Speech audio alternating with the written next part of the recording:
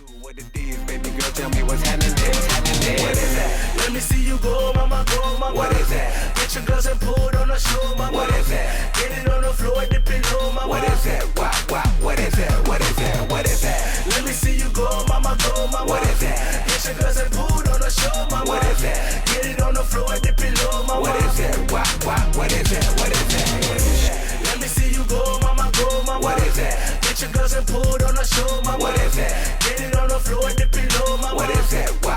What is that? What is that? What is that? Let me see you go, mama, go, mama. What is that? Get your girls and pull it on the show, mama. What is that? Hey, back in the 1990s, there was a controversy in Christian circles about the use of inclusive language in reference to God. Traditionally, references to the Christian God were exclusively male. He, him, father, so on. In the Catholic Church, where I was swinging my believing beat at the time, the advocates of inclusive language pointed to, among other things, Section 239 of the Catechism of the Catholic Church, which states, in pertinent part, "We ought therefore to recall that God transcends the human distinction between the sexes. He is neither man nor woman. He is God. He also transcends human fatherhood and motherhood, although he is their origin and standard." When the language of faith speaks of God as Father, Section 239 of the Catechism says, this isn't meant to convey that God is male, or that God has gender at all, for that matter. It continues, quote, "God's parental tenderness can also be expressed by the image of motherhood." The authors of the Catechism drop a footnote here, citing passages such as Isaiah 66:13 and Psalm 131:2, in which the metaphor for divine human relations is motherhood. Primarily, Section 239 of the Catechism tells us what God is not. God is neither male nor female. What Section 239 fails to do is tell us what God is. It says God is God, but that is a circle that doesn't really get us anywhere. The Catechism goes on to say of God elsewhere, God is unique. God is one. God is one in nature, substance, and essence. God is the first and the last. God is eternal, infinite and unchangeable, incomprehensible, almighty, and ineffable. By the way, for a being who's ineffable, people sure do a lot of effing about him. God is entirely simple. God is beyond space and time. God is mystery. God is infinitely above everything and transcends the world and history. But God is also the one who makes himself close to humans. God is holy. God is he who is. In fact, God alone is. God is the fullness of being and of every perfection, without origin and without end. God is of himself everything that he is. God is light. God is truth itself. God's very being is love. God has revealed himself as he who is. But even when he reveals himself, God remains a mystery beyond words. Quoting a sermon by Augustine of Hippo here, the Catechism says, quote, "If you understood him, it would not be God." And of course, the Hebrew and Christian scriptures offer a similarly jumbled, contradictory, and ultimately unenlightening description of what God is.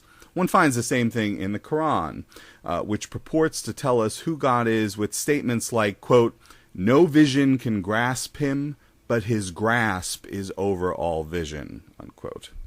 And so it goes on. Under my recent video, Richard Dawkins Insults and Thinking Critically, a response to Veritas 48, I've asked some believers to tell me what the Christian God is. What is this God's ontology? And here are some of the answers I've gotten from one believer. God said, "I am that I am." He exists on his own, without the need for an environment. God is the unmoved mover, the turtle that holds up all the other turtles. He's just the unmoved mover with a mind. No brain, just a mind, the believer told me. I've even perused the internets a bit and found, among other things, the following. from one Christian group. Quote, "The Bible doesn't really tell us much about how God is built. We understand that humans have a body with bones, etc., but the metaphysical structure of God is in fact outside our ability to know," unquote.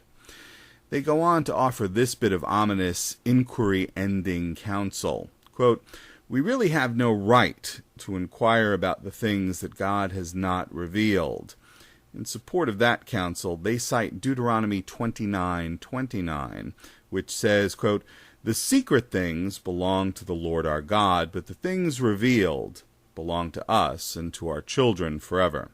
The Hebrew word translated into English as secret refers to something or someone that is carefully, intentionally concealed or hidden. Translation, don't ask questions.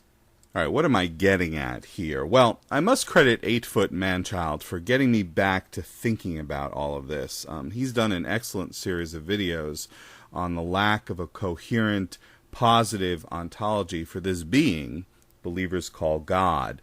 Believers can tell one lots of things about what their God is not. For example, God is spirit. That is, God is not material, not physical. And they can provide a list of disembodied secondary and relational attributes. God is creator, the unmoved mover, father, those sorts of things. However, when it comes to providing a coherent, positive ontology of the God in whom believers claim to believe, whom they say atheists mistakenly deny, believers have nothing to offer. When pressed, many believers will say what that group of Christians I quoted before said. That is, the metaphysical structure of God is in fact outside our ability to know. Translation, we can't define what God is. Well, if you, believers, don't know what God is, then what are we talking about? What are you claiming the rest of us don't believe in? Every time a believer says that he or she is being asked to define the indefinable, he or she reinforces the fundamental problem. There is no coherent, positive ontology for this being that believers call God. The very object of the believer's faith cannot be defined in primary, positive, coherent terms. 8Footmanchild quite correctly notes in the first video in his series, there is no area of discourse other than apologetics in which arguments and evidence are offered and debated for something or someone without first establishing what the subject of those arguments and evidence is. In other words, these debates and discussions are about God. What is God? No one knows. Then there's nothing to debate. If the subject can't be defined, that's the end of it. Il finito. It's over before it's even begun. Let's say you happen upon a couple of people furiously debating about something. It's a spirited, vigorous debate. You approach the debaters and ask, "Hey, what are you two debating about?" And they respond, "Fnarf." You ask, "What's Fnarf?" Neither of them knows. Despite the fact that they're furiously debating about Fnarf, neither can provide you with a coherent, positive ontology of Fnarf. You'd walk away from these two, and you'd be right to do it. What, if anything, is the meaningful difference between a debate about Fnarf and a debate about God in this respect? If the subject of the debate cannot be coherently and positively defined, it seems to me there is no difference. I'd love to hear from believers on this. Am I missing something? If you believe I am, please tell me, and tell me what it is that I'm missing. And check out 8Footmanchild's video series on this. There's a link to it to the right of the screen. It's excellent. And thanks a lot.